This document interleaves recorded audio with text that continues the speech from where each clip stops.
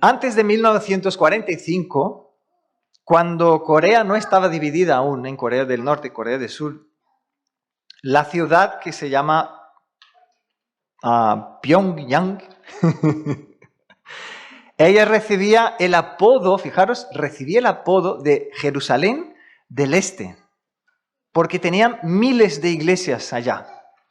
Ahora, después de la división, en solo 5 años, esta misma ciudad, que tenía miles de iglesias, se convirtió en la capital del ateísmo más brutal y fuerte de todo el mundo. Decenas de miles de cristianos entonces cargaron sus Biblias, cuando hubo la división y la persecución en la iglesia, cargaron sus Biblias, himnarios, mientras cruzaban la frontera que se hizo. Pero lo cruzaron bajo fuego. Allí no querían que la gente se fuese. Entonces le estaban disparando a la gente, matando a la gente que quisiese cruzar. Y ellos literalmente estaban cruzando la frontera para huir de las ejecuciones que se estaban haciendo a cristianos. Fueron ejecuciones masivas que hicieron entre 1945 y 1953. Ahora, estos mismos refugiados eran apenas el 2% de la población en aquel entonces, en 1945. Ellos fueron al sur y plantaron la semilla del Evangelio. Y esto transformó el cristianismo, que era minoritario en aquella época y en aquella región, era como que incluso medio marginados porque eran la minoría, se convirtió en la fe dominante del sur de Asia. Ahora fijaros bien, actualmente en el Corea del Sur, el 62% de las personas se considera cristiano. Me parece que fue algo interesante lo que pasó, ¿verdad? Del 2% en todo el país, ahora son el 62%. Entonces, ¿qué podríamos decir en una frase? La persecución del norte forjó el milagro del sur. ¿Sí? La persecución del norte forjó el milagro espiritual del sur. Entonces, ya veréis qué tiene que ver, ¿no?, con el texto de hoy, esto que os estoy contando. Ahora, antes de leer y ir directamente al texto de la palabra que estamos estudiando juntos, ¿no? Bueno, recordar que estamos dentro de una serie de predicaciones sobre el libro de Hechos, que hemos llamado los Hechos de Cristo a través de su iglesia, y vamos a recordar un poquito, ¿no?, qué fue lo que pasó, ¿no? Cristo resucitado dio una palabra a sus discípulos diciendo: recibiréis poder, es decir, quedaos aquí, no os mováis, ¿no?, porque vais a recibir poder de lo alto para ser mis testigos. Y esta fue la palabra que Cristo les dio. Entonces ellos esperaron, el Espíritu Santo descendió en Pentecostés, ellos empezaron a testificar ahora bajo el poder del Espíritu Santo de Dios. Ya no eran aquellos hombres que se escondían, que estaban allí huyendo de miedo, sino que al ver y conocer al Cristo resucitado ya tenían denuedo para predicar, ¿no?, sabiendo que Cristo venció a la muerte. Entonces, ¿qué más el hombre podía hacer que matarnos a nosotros, ¿no? Entonces ellos tenían esta seguridad de, al ver al Cristo resucitado, ahora eran como que invencibles, ¿no?, de alguna manera, entendiendo que lo peor del hombre que le podía hacer era matarles, pero esto sería lo mejor que le podían hacer, ¿no? Vemos que tras el testimonio de Pedro, bajo la inspiración del Espíritu Santo de Dios, 3.000 personas se fueron añadidas a la iglesia. Vimos a estos primeros cristianos teniendo todo en común, ¿sí? También vimos que Dios usó la vida de Pedro y Juan para sanar a un cojo en la entrada del templo. Luego vimos que ellos fueron perseguidos, ¿sí?, luego amenazados e intimidados a dejar de predicar, pero Siguieron predicando y dijeron a los hermanos, orad para nosotros para que sigamos haciéndolo con denuedo, ¿no? Luego vimos cómo estos líderes religiosos estaban persiguiendo a aquellos que estaban predicando, pero exclusivamente aquí, ¿no? Específicamente a los apóstoles.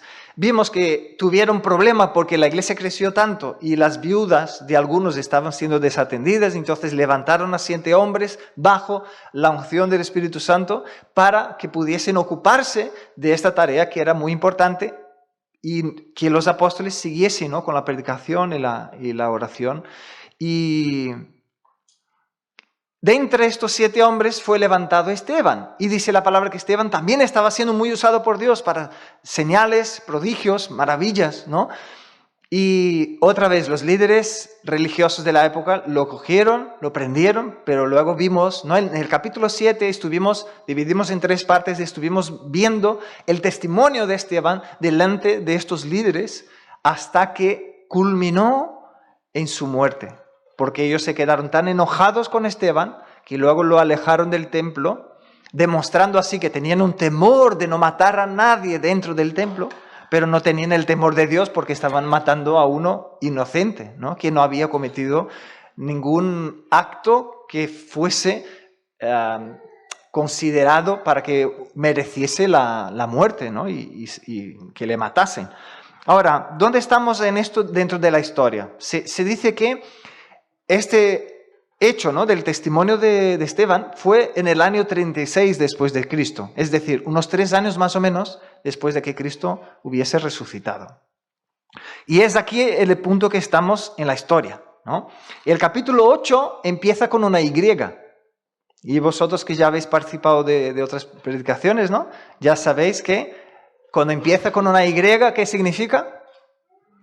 Que hace conexión con lo que viene antes, ¿no? Entonces, siempre es bueno recordar, cuando vayas a leer la palabra de Dios, si empieza un versículo con una Y, no tiene sentido empezar por ahí, sino que es mejor echar un vistazo lo que viene antes, porque tiene conexión con lo que se está diciendo, ¿no? Entonces, por eso estoy haciendo este recordatorio, porque está ahí la Y, y ya sé que lo necesitaríamos, y así ya lo hago antes de que lleguemos allí.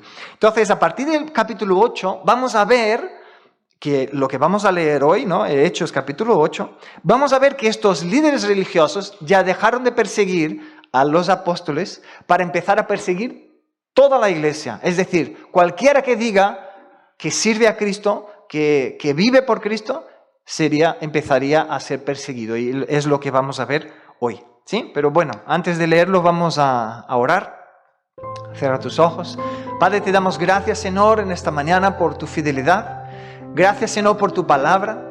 Gracias, Señor, porque podemos acercarnos a ella, exponernos a ella, Señor, con entendimiento de que no es un cuento de hadas, no fue una historia inventada por un hombre para transmitir una moraleja o algo así. No, es tu palabra inspirada por tu Espíritu para que podamos conocerte a ti, Señor, y conocer tu carácter y ser expuestos a la luz de quién eres tú, Señor, y con tal de que seamos transformados por ello. Y por eso en esta mañana pedimos, Señor, transfórmanos, enamóranos como hemos cantado en esta mañana, Señor. Enamóranos, Señor, haznos ver la belleza de tu santidad, la belleza de tu poder, de tu grandeza, Señor, en esta mañana, una vez más, para que seamos una vez más atraídos por tu gran amor, por nuestras vidas, Padre. En el nombre de Jesucristo pedimos. Amén. Amén. Pues vamos a leer Hechos capítulo 8, a partir del versículo 1. Vamos a leerlo todo y luego vamos comentando. El versículo 1 dice: y Saulo consentía en su muerte, la muerte de Esteban, ¿no? Que estaba siendo apedreado allí. En aquel día hubo una gran persecución contra la iglesia que estaba en Jerusalén, y todos fueron esparcidos por las tierras de Judea y de Samaria, salvo los apóstoles. Y hombres piadosos llevaron a enterrar a Esteban e hicieron gran llanto sobre él. Y Saulo asolaba la iglesia, entrando casa por casa, arrastraba a hombres y a mujeres y los entregaba en la cárcel. Pero los que fueron esparcidos iban por todas partes anunciando el evangelio. Entonces Felipe, descendiendo a la ciudad de Samaria, les predicaba a Cristo. Y la gente, unánime, escuchaba atentamente las cosas que decía Felipe, oyendo y viendo las señales que hacía. Porque de muchos que tenían espíritus inmundos, salían estos dando grandes voces, y muchos paralíticos y cojos eran sanados. Así que había gran gozo en aquella ciudad. Amén. Hermanos, nuestra mente carnal, nuestra mente busca algo que sea lógico, busca construir las cosas o hacer las cosas de manera que queremos encontrar una lógica en ello. Incluso grandes discusiones teológicas en todos los años, ¿no?, que tiene de historia la Iglesia, las más fuertes discusiones son por líneas de pensamiento lógicas que uno encuentra y no se da cuenta que acaba queriendo encerrar a Dios dentro de su lógica. Pero Dios es más grande que la lógica de cualquier hombre. Su palabra va más allá de cualquier lógica de nosotros como hombres. Él es más grande que esto, ¿no? Y nosotros, claro, pensamos que ya que Dios nos envió a predicar, ¿no?, ya que Dios nos envió a ir y predicar el Evangelio a toda criatura, pensamos, ¿no?, que el anunciar las buenas nuevas de salvación debería ser entonces algo que Dios estaría obligado, o sería más lógico que hiciese, de proteger y no permitir que hubiese persecución, no permitir que hubiese afronta, resistencia, ¿no? Sino que Dios fuese aquí como protegiendo y guardando el camino y dejando que sus hijos fuesen de manera libre en todos los lugares, ¿no? Nuestra mente lógica diría, bueno, si yo fuese Dios, ¿no?, es que somos muy y demasiado osados, ¿no?, en querer y pensar que nosotros podemos hacer las cosas de mejor manera que Dios lo hace, ¿no? Y lo más acertado es que si no hubiese persecución, sino que ese Dios que quiere salvar y que gobierna sobre la historia, no hubiese permitido que hubiese persecución, hay cantidad de cosas que no las aprenderíamos. Incluso yo sé y estoy seguro que no las viviríamos. Y esto lo vemos en el pueblo, la historia del pueblo judío. ¿Cuántas y cuántas veces el pueblo judío dio la espalda a Dios? ¿Y cuándo el pueblo judío le daba la espalda a Dios? Cuando todo iba bien. Cuando estaban en un tiempo de paz y de tranquilidad, entonces el pueblo giraba la espalda a Dios. Y si miras en la historia de la iglesia, en la humanidad, siempre que la iglesia estuvo demasiado tranquila, ¿no?, demasiado cómoda, fue cuando la iglesia empieza a distorsionar y a dar la espalda al mismo Dios. Entonces la historia se repite. No era porque eran los judíos, que los judíos eran los malos. No, esto pasa también en la historia de la iglesia. Y yo creo que Dios en su infinita sabiduría permite que seamos perseguidos y que haya esta resistencia porque también ayuda a nuestro corazón a estar aferrados a Él. Y vamos a ver algunos frutos, ¿no?, de qué puede suceder, porque hemos visto aquí que empezó una persecución en contra de la iglesia. Y esta persecución sigue hasta el día de hoy. No sé si habéis visto, ¿no?, que hay... se está hablando mucho de ello estas semanas, ¿no?, sobre la persecución que hay en Nigeria. ¿Por qué, no?, se hizo tanta gente yendo en las calles para hablar de las muertes de unas personas, pero las muertes de los cristianos no importan, ¿no? Nadie habla, nadie dice nada, o si habla, bueno, es porque el presidente de un país lo dijo, entonces hacemos un poquito de voz y ya está, ¿no? Pero la gente no se mueve, no se conmueve, porque, bueno, total, son cristianos. Es que vemos que el sistema del mundo está hecho y derecho, ¿no?, guiado por el enemigo, y Cristo mismo dijo, vosotros seréis perseguidos. Igual que me odiaron a mí, odiarán a vosotros también. Ahora, esto se nos hace difícil, ¿no? Encajar esto en la cabeza. Ahora, es cierto que Dios mantiene, protege a su iglesia, pero no es dejando la iglesia con ausencia de problemas o ausencia de persecución, sino que es dentro de la persecución, dentro de la resistencia, el Señor nos brinda su protección. Y bueno, como yo dije antes, ¿no? ¿Qué es lo peor que el ser humano nos puede hacer a nosotros o te puede hacer a ti y a mí? Matarnos, ¿no? Pero si yo soy cristiano de verdad, mi vida es para Cristo. Y el morir para mí, como dijo el apóstol, es una ganancia, porque ya dejaré de vivir en este mundo lleno de dolores, todas mis lágrimas serán secas, ¿no? Quitadas, el dolor, la tristeza, ya por fin estaré delante de aquel que me rescató y me salvó, y ya la eternidad está ahí delante. Entonces, el gozo es más grande de estar allá con Él que estar aquí en este mundo. Entonces, ¿qué peor nos puede hacer el hombre, ¿no? Como dice Romanos 8, ¿no? Dice, ni la muerte, ni la vida, ni principados, ni potestades, ni cosas del presente, ni del porvenir, nada nos podrá separar del amor de Dios que está en Cristo Jesús. Entonces, lo peor que el ser humano puede hacer a otro, que es matarlo, a nosotros que seguimos a Cristo, es lo mejor que nos podía pasar. Entonces, por eso vemos esta osadía de los discípulos, al ver visto Cristo resucitado, decir, esto es la bomba. Ahora, ¿quién nos puede mantener? ¿Quién nos puede aguantar? ¿Quién nos puede resistir? ¿No? Por eso tenían tanta firmeza en seguir adelante. Y el Señor hace esto. El Señor nos guarda no de las persecuciones y las tribulaciones, sino que nos guarda dentro de las tribulaciones y las persecuciones. Y el hecho de estar meditando en el libro de Hechos me está haciendo orar de una manera distinta, o podría decir que yo creo que es un poco más completa por los hermanos que oramos cada domingo, ¿no? Por la iglesia perseguida. ¿Y cuál es la tendencia de nuestro corazón? Señor, quítales la persecución, que ellos dejen de sufrir, ¿no? Porque pobrecitos, ¿no? Nos ponemos en su lugar y pensamos, uy, yo estaría... Entonces, Señor, quítales el sufrimiento, que no sean perseguidos. Pero, a ver, Cristo dijo que seríamos perseguidos, entonces la persecución no cesará. No les quitaremos la persecución por pedir a Dios que se las quite, ¿sí?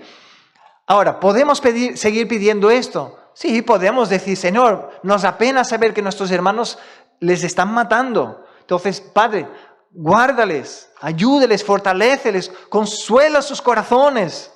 Podemos seguir clamando esto, pero también podemos decir, Señor, no sabemos cuál es tu plan, no sabemos qué historia estás escribiendo en sus vidas y en aquel lugar, pero una cosa pedimos, Señor, igual que los hermanos estaban orando aquí en Hechos, dales de nuevo, para que ellos prediquen tu palabra y acompáñales, Señor, con señales, prodigios y maravillas, que eran las oraciones que la iglesia hacía en Hechos.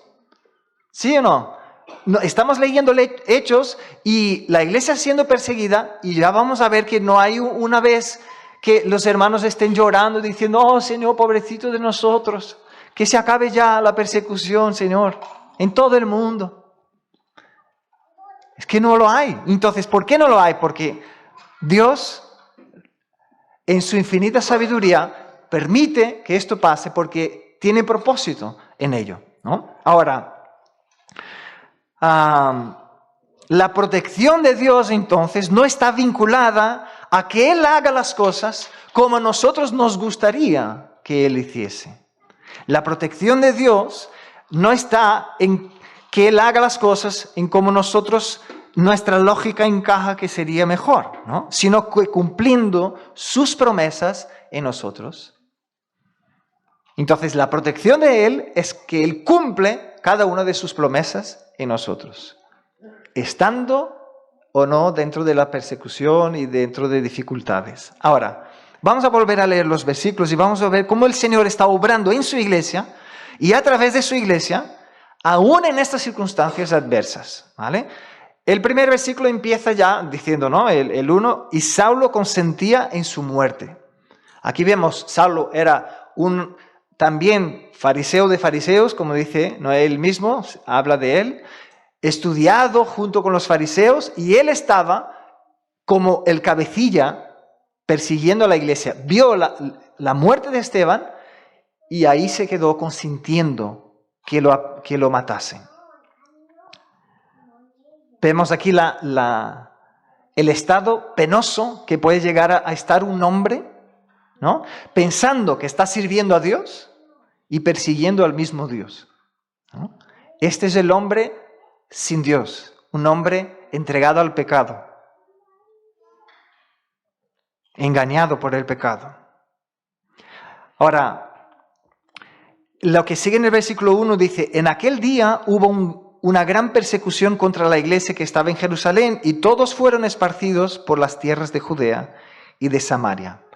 Ahora, no sé si te has fijado, te has preguntado, ¿dónde está Samaria? ¿Dónde estaba Judea? ¿Dónde está Jerusalén? En el mapa, ¿sí? Entonces, quiero solo que nos podamos ubicar, ¿vale? Judea era la región donde estaba la ciudad de Jerusalén. Entonces aquí teníamos Judea con la ciudad de Jerusalén, entonces es como si fuese Lleida y luego Cataluña, ¿sí? Lleida, una ciudad, y luego Cataluña, y luego Samaria estaba más hacia el centro, más hacia arriba, y después de Samaria estaba Galilea. Entonces por eso que dice que muchos judíos, como tenían ahí una rivalidad contra los samaritanos, ya vamos a hablar un poquito de ello, lo que hacían para ir a Galilea, se desviaban para no pasar por Samaria, simplemente para no estar con ellos. Y cuando Cristo, ¿no?, dijo, le era necesario pasar por Samaria, no era porque, bueno, es el camino, entonces, bueno, él tenía que pasar por allí. No, es porque él tenía, ¿no?, una cita, él tenía pensado hablar con la mujer samaritana porque tenía una obra para hacer a través de su vida. Pero no era algo común entre los judíos, por eso la mujer se espanta y dice, hombre, ¿cómo tú que eres judío hablas conmigo? Soy samaritana. Porque había mucha rivalidad entre ellos y normalmente un judío no estaría allí en aquel lugar. Entonces, fijaros bien, tenemos Jerusalén, que es la ciudad, luego Judea y Samaria, que era más hacia el norte, ¿sí? Bueno, ubicados en el mapa, dice aquí que la persecución que hubo contra la iglesia hizo con que ellos fuesen esparcidos. ¿Os acordáis cuál fue la palabra de Cristo a sus discípulos? Seréis mis testigos, ¿no? Después de recibir poder de lo alto, seréis mis testigos, ¿dónde? En Jerusalén, es decir, la ciudad que ellos estaban, luego en Judea, luego en Samaria, que es lo que estaba más cerquita, y luego los confines hasta lo último de la tierra. Entonces, fijaros que la persecución vino a la iglesia y cumplió lo que Cristo dijo que pasaría con ellos. Ahora aquí, claro, aquí tenemos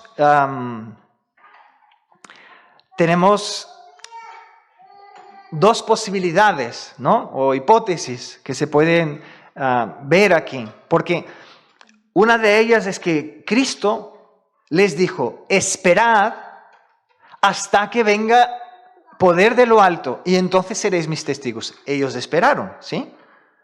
Pero luego puede ser que se quedaron demasiado cómodos, porque mira, tanta gente se está convirtiendo, mira cuánta gente tenemos en la iglesia, vamos aquí a distribuir el alimento, vamos a levantar a aquellos que están aquí, ¿no?, siendo llenos del Espíritu Santo de Dios. Vemos que Dios está, ¿no?, llenando a hombres con el Espíritu Santo. Entonces, una hipótesis es que ellos se quedaron demasiado cómodos y se olvidaron la palabra de Cristo. Se olvidaron la palabra que Él dijo que tendrían que ir. Entonces es como si ellos estuviesen siendo desobedientes a la orden de Cristo porque empezaron a estar cómodos con la situación que estaban viviendo como iglesia. Pero Cristo dijo, seréis mis testigos no solo en Jerusalén, Judea, Samaria y hasta lo último de la tierra.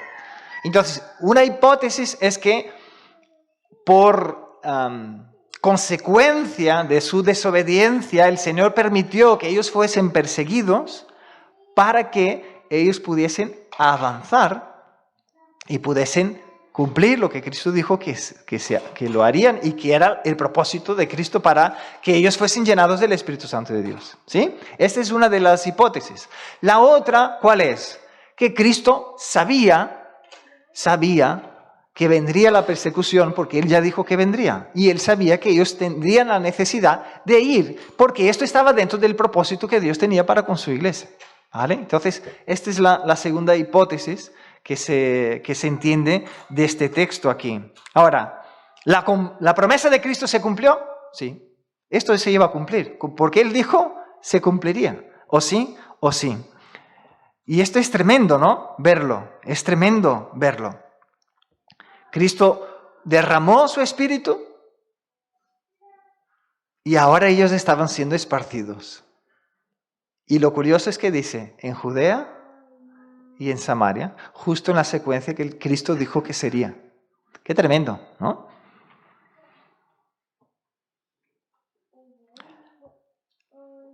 La tercera parte del versículo 1, no sé si te has fijado, pero dice que todos fueron esparcidos salvo los apóstoles. Me da a entender, ¿no?, que el Señor estaba empezando una obra nueva a través de su iglesia, pero también los apóstoles estaban acostumbrados a ser perseguidos. Ellos estuvieron al lado de Cristo cuando lo prendieron, huyeron, estuvieron avergonzados por haber dejado a Cristo. Entonces, es como si ellos ya estuviesen como acostumbrados con la persecución, ¿no? Y dicen, bueno, están persiguiendo, bueno, aquí estoy. Pero los demás, no. Los demás no tenían esta experiencia. Pero esto tenía parte en el plan divino, ¿no? Porque fueron esparcidos. Y ahora ya se quedaba evidente que no es que los apóstoles eran la voz de Dios en la tierra, ¿no? Y que todos tenían que estar ahí venerando, ¿no? Y los apóstoles. No, era la iglesia, gente común y corriente que había entregado su vida a Cristo, estaba siendo sellada por el Espíritu Santo de Dios, naciendo de nuevo, y ahora fue esparcida, igual que aquel que siembra, esparce la semilla. Qué tremendo, ¿no? Fueron esparcidos. Y todos, salvo los apóstoles. La iglesia, hermanos, la iglesia siendo llevada para el crecimiento del Evangelio, para el alcance de vidas y corazones que ya no estaban solo en Jerusalén, sino que en Judea, en Samaria y hasta lo último de la tierra. ¡Qué tremendo! ¡Qué tremendo! Esto, bueno, me hace recordar la parábola del sembrador, ¿no?, que Cristo dijo. Y el sembrador salió a sembrar. Pero aquí vemos Dios como sembrador sembrando las vidas de las personas en aquel lugar. Y es curioso ver, ¿no?, como el texto que yo leí al principio de Corea del Sur y Corea del Norte. Nosotros no sabemos cómo estaría la iglesia si no hubiese habido la persecución, si no hubiese habido la división en el país. Pero sí que nosotros tenemos el resultado de lo que era antes y lo que es ahora. Y vemos que ha sido una gran bendición, aunque fue muy doloroso, ¿no? Aunque vidas fueron sembradas. Vidas fueron sembradas. Entonces vamos a volver a leer Hechos, capítulo 8, versículos 3 y 4. Veamos el fruto de la persecución aquí. El versículo 3 dice, y Saulo asolaba la iglesia. Fijaros lo que hacía Saulo antes de entregar su vida a Cristo. Entrando casa por casa, arrastraba a hombres y a mujeres y los entregaba en la cárcel. Pero los que fueron esparcidos iban por todas partes anunciando el Evangelio. Vamos a fijarnos primero en el primer versículo, hermanos. Imagínate, es que una cosa es que tú estás reunido, ¿no?, en una iglesia y luego entra gente, ¿no?, quiere llevar a esto, pero estás en tu casa. El lugar donde te sientes más relajado, más seguro. Allí iba Saulo, el que conocemos, ¿no?, como el apóstol Pablo, antes de ser impactado por la gloria de Dios. Allí iba él, entraba en las casas de los hermanos. Entonces se entiende por qué los hermanos huyeron, porque ni en sus casas ellos estaban seguros. Tuvieron que huir. Ahora el Señor esparció entonces, a través de esta persecución tan fuerte, el Señor esparció a sus hijos por Judea y por Samaria. Yo estuve mirando y comprobando el proceso de las águilas para poder hacer volar a sus polluelos, ¿no? Cuando yo era joven, me enseñaron ¿cómo se llama? Algo falso, que era es un mito, ¿no?, de que el águila se arranca, se quita las plumas y tiene un proceso de transformación en lo alto de la montaña. Yo me lo creí y parece todo muy bonito. ¿Cómo vamos buscando cómo encajar esto con el Evangelio y esto? Pero era falso.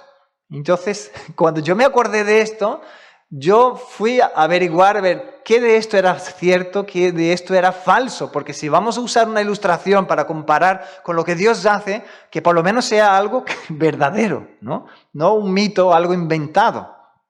Y lo que sí es real es que las águilas hacen un nido con un poquito de pluma, pero luego los polluelos van creciendo y como se van quedando más pesados, ya las plumas que están ya no hacen su efecto. Es decir, el mismo crecimiento natural de ellos va haciendo con que el nido sea un lugar desconfortable.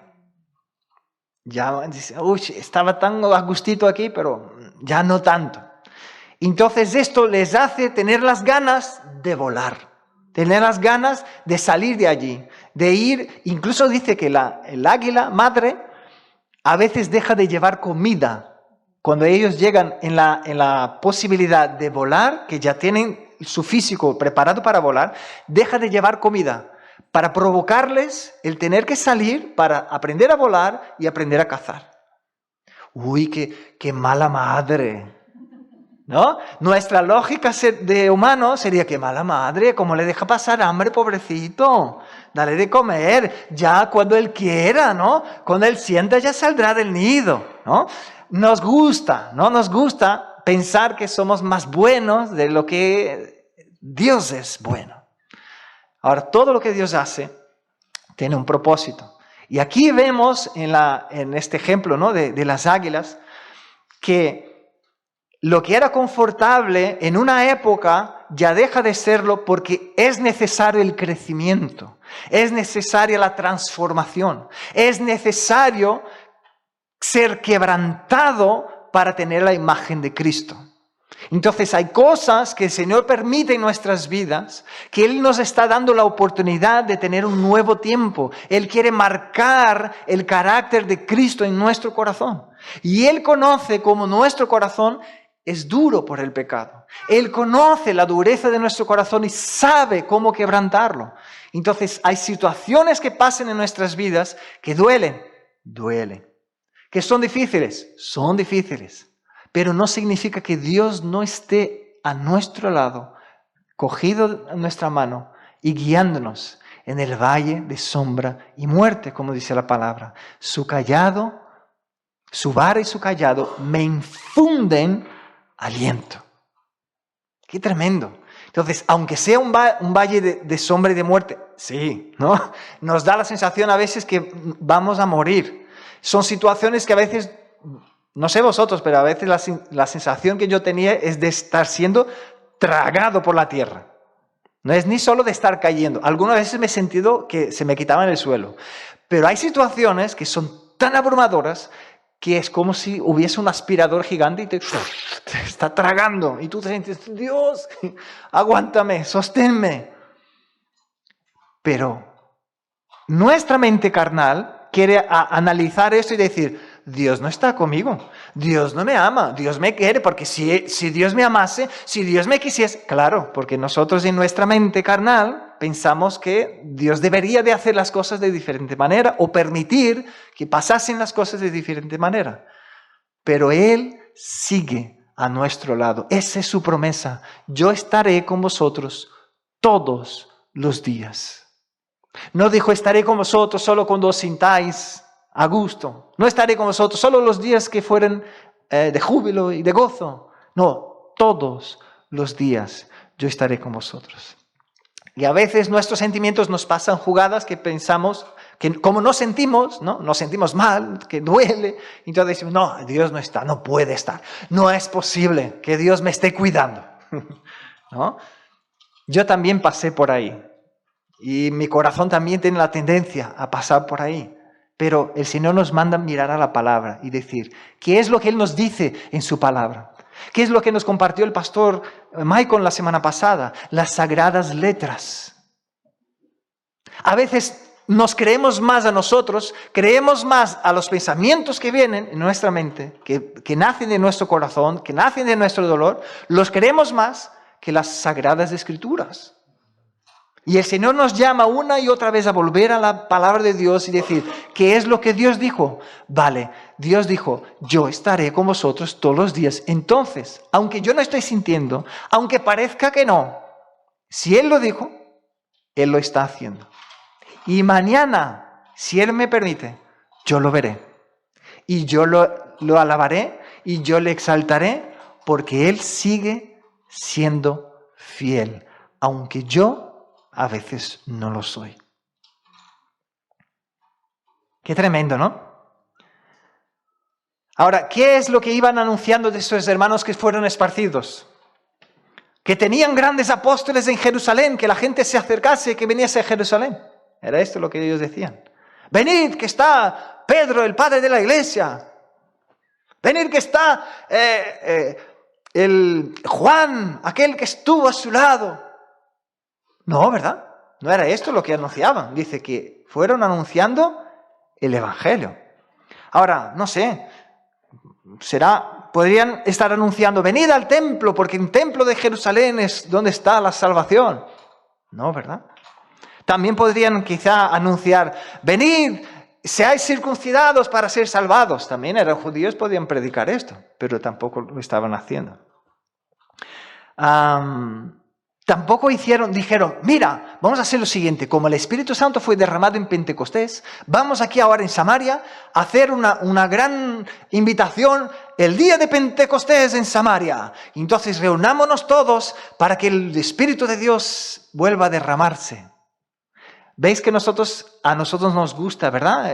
Crear métodos y crear maneras en que pensamos que Dios va a estar encajado allí en nuestra lógica. Y entonces Dios va a hacer, porque no, claro, nosotros estamos moviendo, Dios tiene que hacerlo, ¿verdad? ¿Será? ¿No? Y entonces nos frustramos, pensamos que Dios no está con nosotros, pero claro, es que Dios es el soberano que construye su historia. Él no está construyendo la historia que yo quiero que Él construya. Entonces, el que necesita ajustarse a sus planes soy yo, ajustarme a los planes de Dios, y no Él ajustarme a los míos. Entonces nos frustramos porque hacemos cosas y pensamos que Dios tiene que hacer cosas porque nosotros las hemos planeado así, y cuando Dios no lo hace, quedamos, bueno, Dios no me ama, Dios no me quiere, empezamos a acusar a uno, intentar, ¿no? Como Adán y Eva, no, la culpa fue de la serpiente, no, la culpa fue de Adán. Intentamos buscar un culpable, menos yo, ¿no? Siempre es el otro es... Ellos no hicieron esto, hermanos, no empezaron a crear un nuevo Pentecostés allí. Lo que hicieron fue predicar, anunciar el Evangelio, el mensaje del Evangelio que lleva las buenas nuevas de salvación. Y ayer hemos visto, ¿no?, que todos nosotros como hijos de Dios necesitamos saber, necesitamos conocer el Evangelio, saber de manera muy clara el significado y el mensaje del Evangelio para poder compartir con otras personas. Hemos visto también que el Evangelio, ayer, ¿no?, hablando con los hermanos del grupo que estaba, que el Evangelio lo podemos resumir en 4 palabras para ayudarnos a entenderlo. La primera palabra, creador. Segunda palabra, pecador. Tercera palabra, redentor. Y cuarta palabra, respuesta. Vemos que el mensaje del Evangelio es así. Habla de un Dios que es creador, que nos creó, que es santo y nos creó a todos a su imagen y a su semejanza. Pero luego vemos, ¿no?, en la segunda palabra, pecador, que el hombre pecó. El hombre desobedeció la única cosa que Dios le pidió. Podéis comer de todo, pero de este árbol no lo comáis.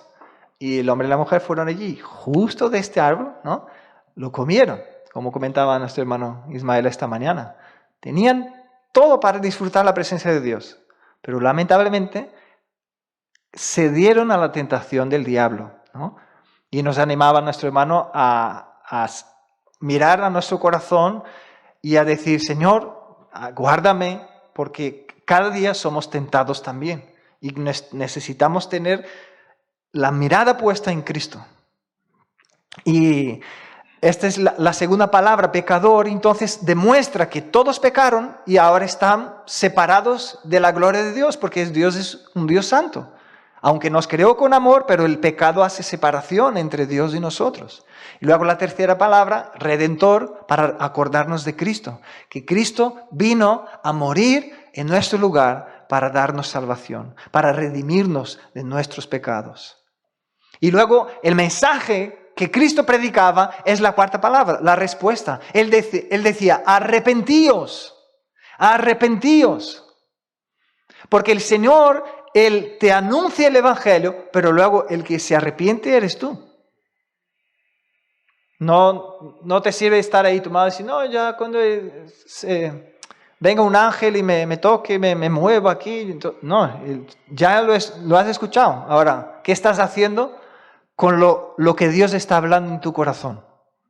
Y Él espera de ti una respuesta.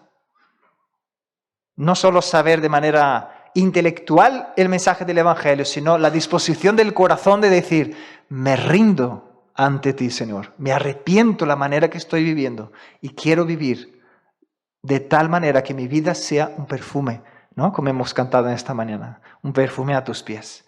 Entonces, veis que el Evangelio lo podemos resumir en 4 palabras. Creador, pecador, redentor y respuesta. Y esto hemos recordado ayer. Y este era el mensaje que ellos estaban predicando, hermanos, el Evangelio. Cristo vino, las buenas nuevas de salvación. Cristo vino a dar salvación. Cristo vino a salvar.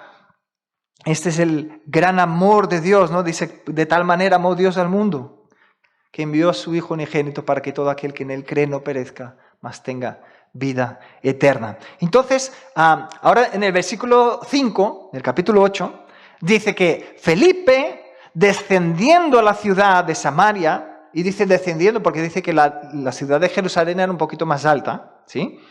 Descendiendo a la ciudad de Samaria, les predicaba a Cristo, ¿veis? Es que no estaba predicando el sexo de los ángeles, no estaba predicando, a ver, lo último de lo último. No, es Cristo, Cristo. Lo que deberíamos centrar nosotros también en la predicación es Cristo. Y dice, el versículo 6 dice, y la gente unánime escuchaba atentamente las cosas que decía Felipe, oyendo y viendo las señales que hacía, porque de muchos que tenían espíritus inmundos, salían estos dando grandes voces y muchos paralíticos y cojos eran sanados.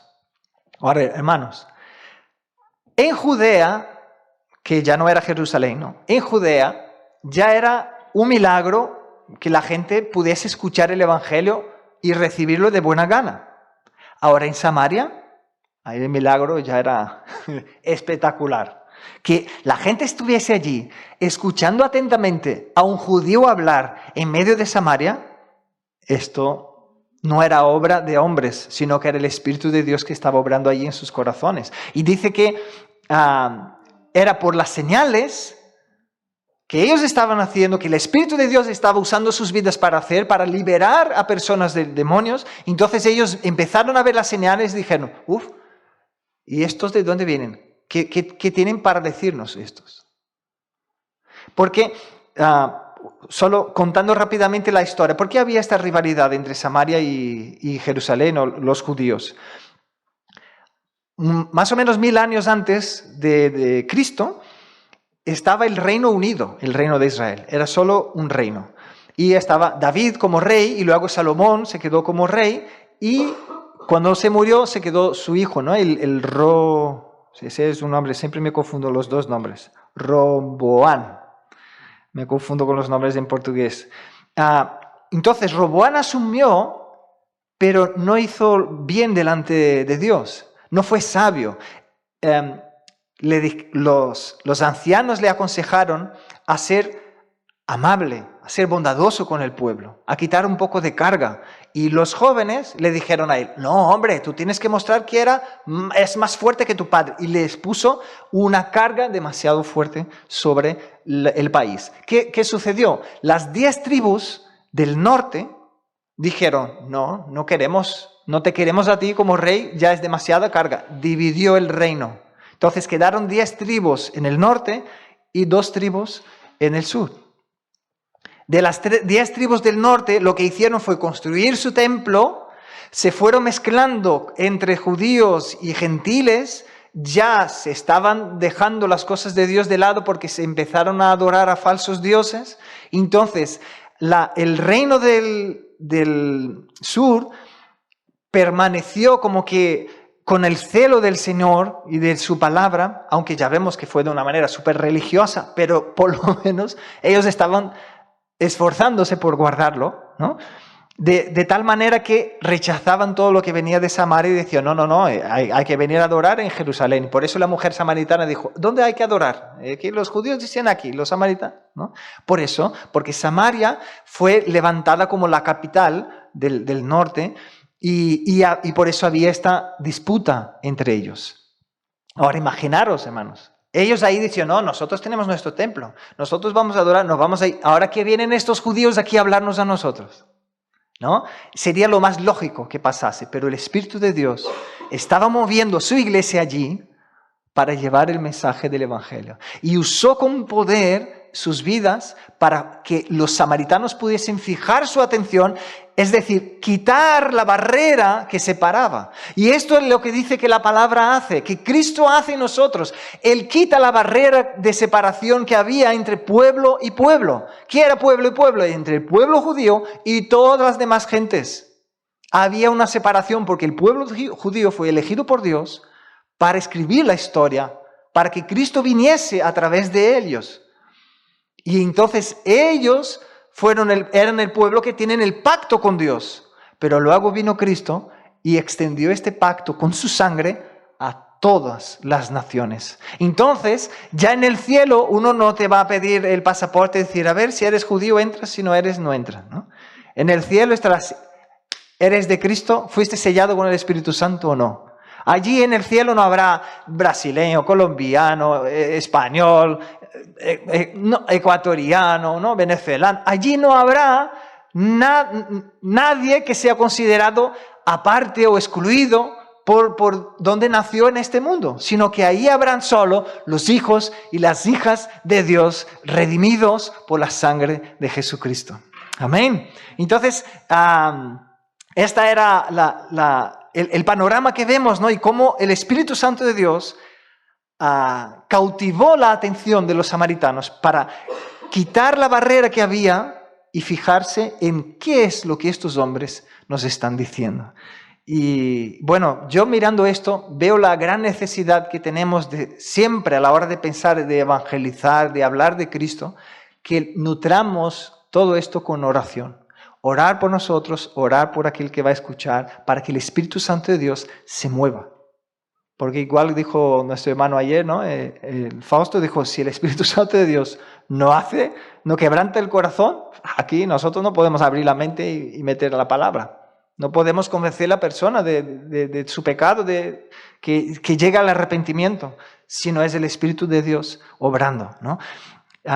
Bueno, seguimos. El versículo 8 dice, así que había gran gozo en aquella ciudad.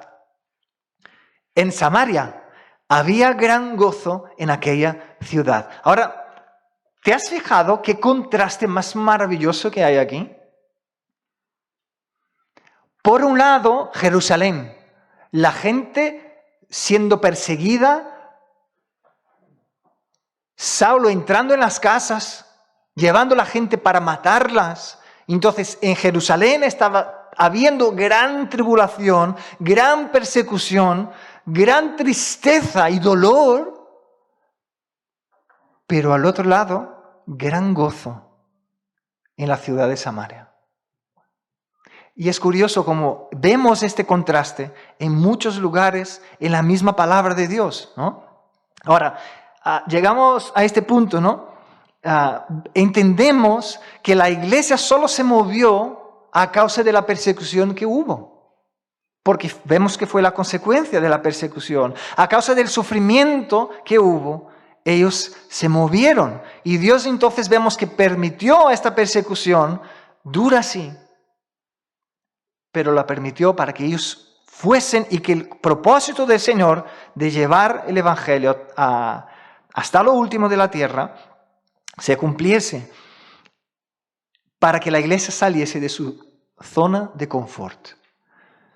Ahora uno puede pensar, pero Dios siendo todopoderoso, siendo bondadoso, ¿no? Un Dios lleno de amor, podría mover su iglesia de otra manera, ¿no? Podría haber traído un ángel, podría haber dado sueño a su iglesia, ¿no? Y nosotros intentamos construir nuestro castillo, ¿no? De color de rosas, pensando que Dios hubiese una manera más bonita, ¿no? A nuestros ojos, para que Dios hiciese esto.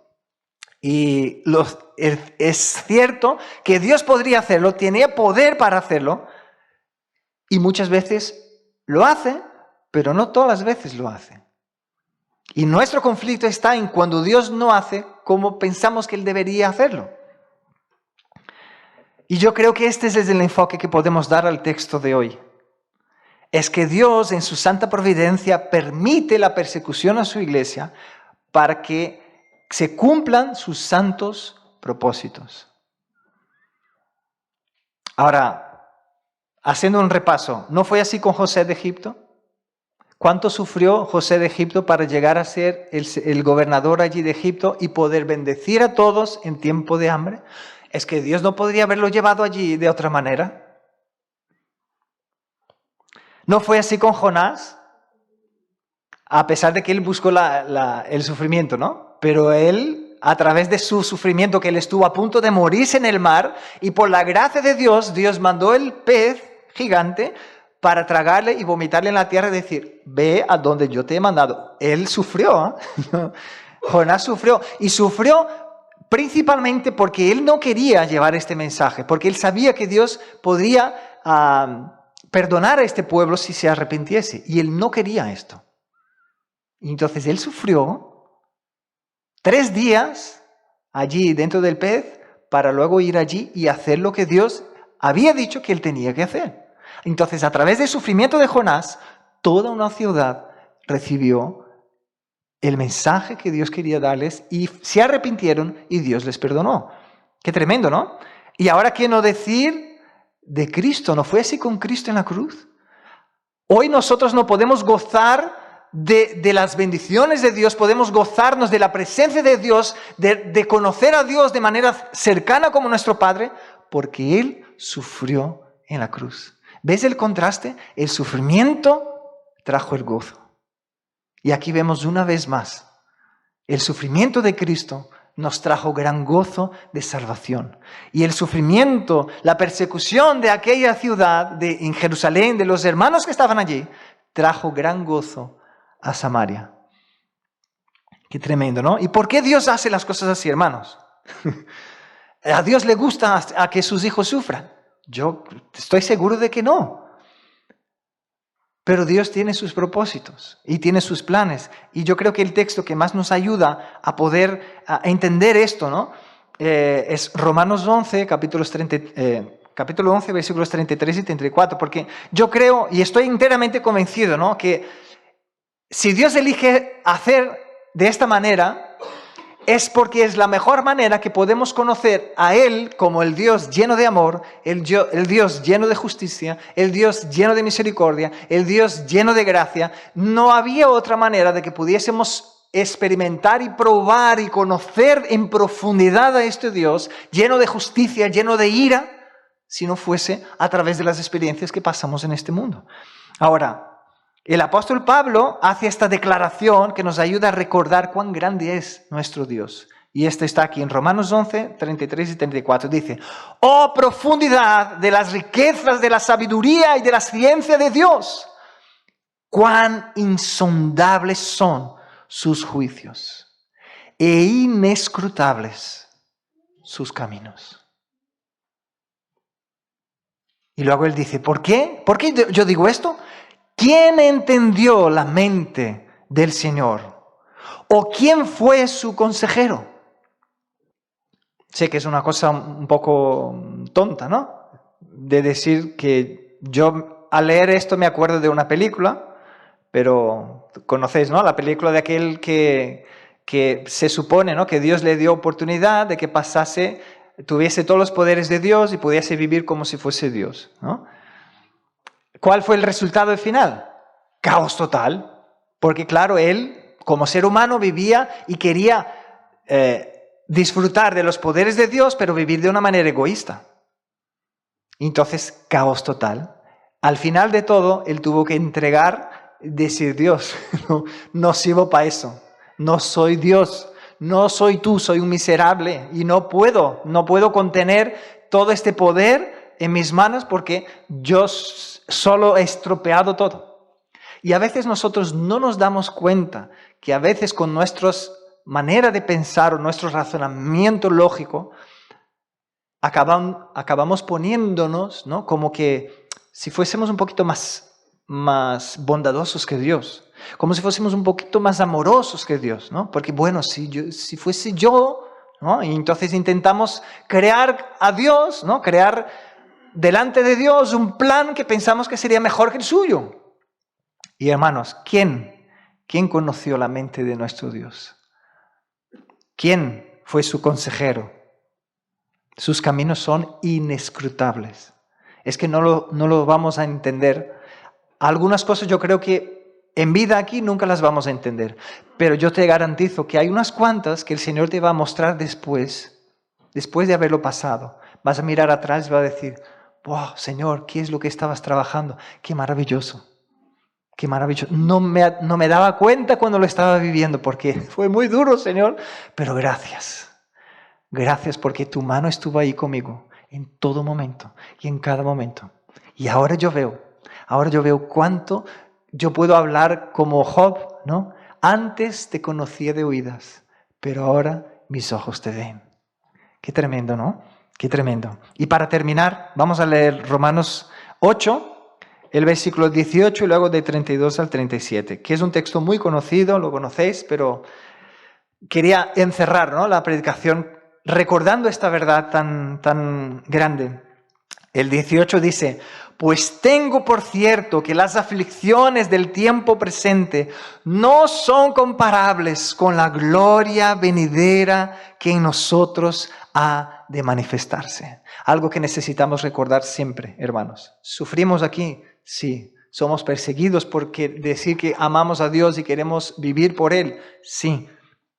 Pero no se compara en nada con la gloria venidera de estar constantemente y por la eternidad en su presencia. Amén. Y luego el 32 sigue diciendo, el que no escatimó ni a su propio Hijo, sino que lo entregó por todos nosotros, ¿cómo no nos dará también con Él todas las cosas?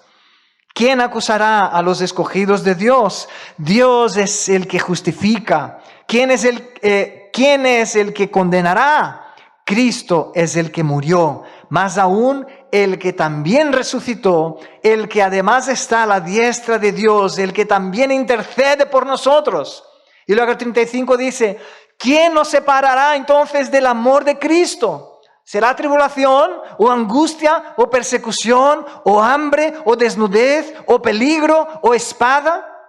Y el 36 dice, como está escrito, por causa de ti somos muertos todo el tiempo. Somos contados como ovejas de matadero. Ahora el 37 dice, antes, en todas estas cosas, Somos más que vencedores por medio de aquel que nos amó. Aleluya. Entonces, veis aquí que el Señor no nos está quitando el sufrimiento, sino que en medio del sufrimiento Él nos dice, somos más que vencedores. Porque empezamos la lucha, ya sabemos que en Cristo tenemos la victoria. Amén.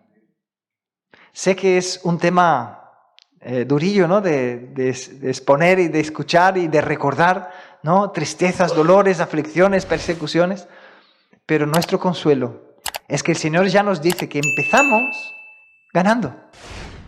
No sé si habéis podido participar de alguna carrera, ¿no? Algo que requiere mucho empeño y esfuerzo. Y tú empiezas sin saber cómo va a ser el final. Si vas a poder llegar, si no vas, si alguien va a correr más que tú. Pero aquí el Señor ya nos ama tanto que nos muestra, hey, ya empezáis ganando. Ya sois más que vencedores porque yo he vencido al mundo y vosotros también lo venceréis porque mi espíritu está en vosotros. Amén. Así que vamos a ponernos de pie.